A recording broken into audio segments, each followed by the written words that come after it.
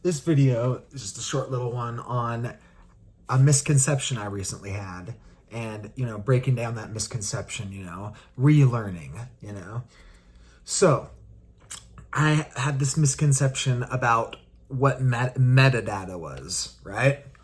So I asked the Claude AI, could it be said that videos are metadata on books? Specifically, if that video is based off source material, a book like Infinite Jest.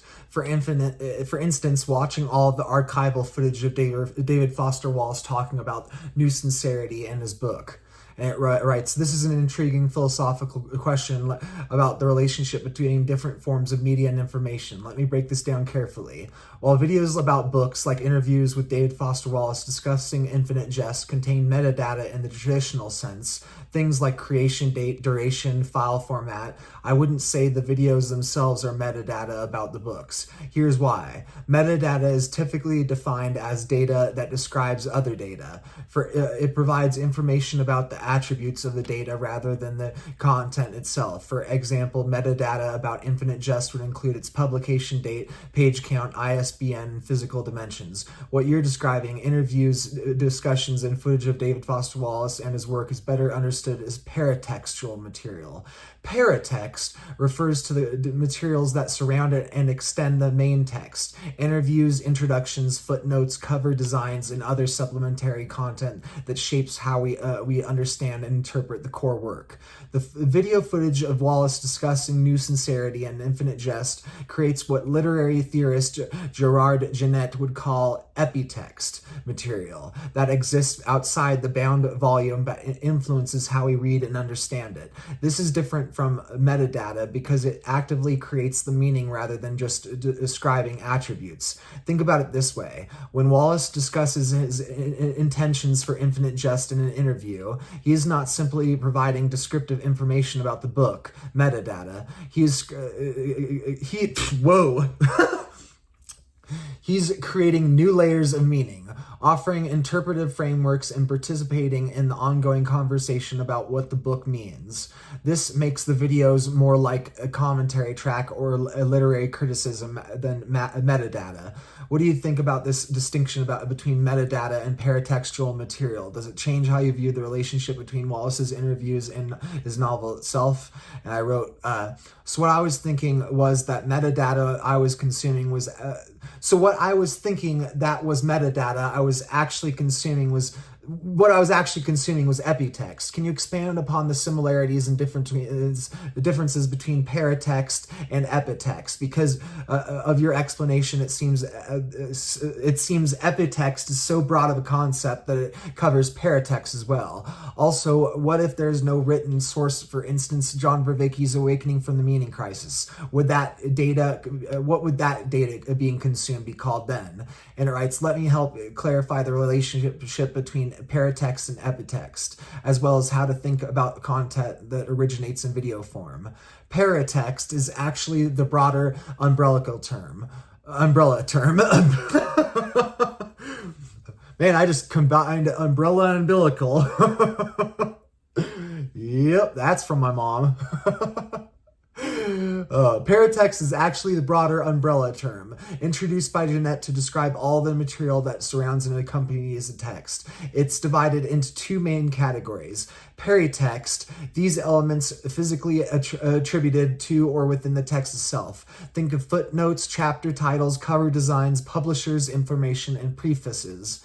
They're literally bound together within the main work. Epitext. This refers to all the surrounding materials that exist separately from the physical text: interviews, reviews, letters, diaries, and public discussions about the work. The key distinction is that epitext circulates freely in the social work, separate from the bound volume. So rather than epitext covering paratext, it's actually the other way around. A paratext encompasses both peritext and epitext. That's where I was getting a little confused too. There's paratext, peritext, and epitext. Oh, who knew being literate was so much work? So Let's get back to this. So rather than Epitext covering Paratext, it's actually the other way around. Paratext encompasses both Paratext and Epitext. Think of it like nested circles. Paratext is the large outer circle containing everything. Within Peritext and Epitext are two separate circles within it. Now, your question about John Vervaake's awakening from the meaning crisis raises a fascinating point about how these concepts apply in our digital age. When content originates as video lectures rather than text, we need to think differently about what constitutes the main text versus supplementary material. In Vervaake's case, the video lectures themselves would be considered the primary text. They're the original form of the work, not metadata or paratext about something else. Any transcriptions of these videos would actually be more like adaptations or translations of the primary text into a different medium.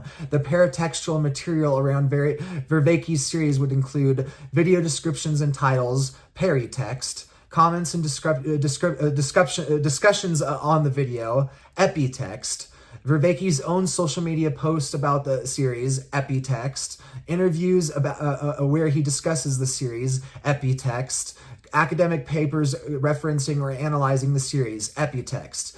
This helps us see how the traditional concepts of paratext and epitext can adapt to new media forms while maintaining their useful analytical distinctions. Does this help clarify how these different distinction types of content relate to each other? I'm curious about what made you initially think of videos as metadata. Was there something specific about how they function in relation to the main work that led you to that interpretation? And I replied, my unique ontological perspective made your pedagogical method for teaching feel like I'm repeatedly hitting my head against a dualistic brick wall.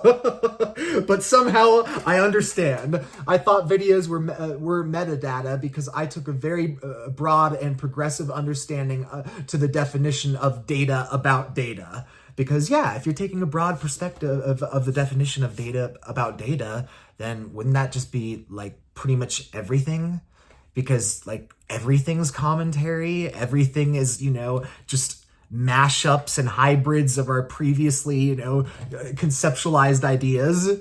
So yeah, it's just, a really interesting little thing that I never knew about. I never knew that, that because everybody's always talking about metadata in the digital age. And I'm going, why is everybody talking about metadata now? I'm reading this because metadata, that ISBN number, that's the stuff that AI is consuming and that it wants to know. Like, what human is studying all the different ISBN numbers, I'm sure there are some, but yeah, it's just doesn't make sense to me. So anyway, I had to share that with you because that's quite interesting, I think I'll actually, might tone that down or whatever, just get it nice and clean, explaining the difference like it already was and just put it in that paste bin or whatever again, because yeah, it's probably quite helpful for other people to be able to see what the heck you're actually reading and talking about, or at least getting a summary form. That's why I had like the table of the, earlier video I did with the tribe, so. But yeah, I just want to make this quick little video explaining this misconception I had about metadata, and that it's much more interesting and complex than I originally thought. And this is what we need to be learning, when it comes to either just literary, literacy, literary literacy, reading books, or whether it comes to media literacy, whether it comes to media literacy or, literary literacy. You want to be literate and understand these things. How are people going to evolve our, communication and our platforming and all this stuff on the social media when we don't understand that video descriptions and titles are peritext, and that we don't understand that comments and discussions on the videos are epitext, and that even Vervaake's own social media posts about his own work are epitext. That's sort of interesting if you think about it, the source person versus the, outsider, but they're both epitexts. This is where we need to start, diving deep into this. So it's interesting stuff. But anyway, just want to share that little misconception because it goes into my next little video that I'm going to make, because it's explained a little bit about my thought process and stuff, and dove into that, and it was a little helpful, and I wanted to dive into that in my next video. So anyway, just wanted to share this one. So peace, victory, signing out.